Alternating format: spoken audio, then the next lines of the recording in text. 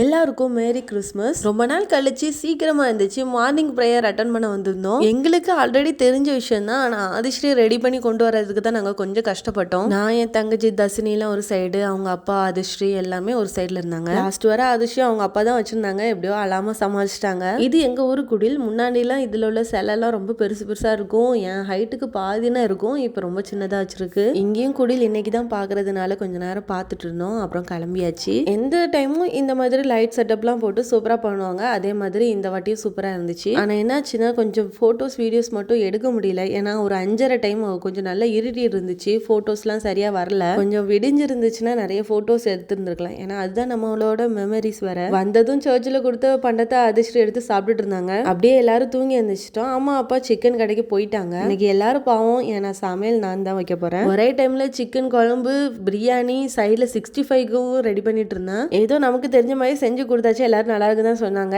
Evening time தான் இந்த cake எடுத்து வெட்டிட்டு இருந்தோம். மார்னிங் தான் கேக் வெட்டணும், இருந்தாலும் நாங்கள் மறந்துடுச்சு. அதனால தான் ஈவினிங் டைம்.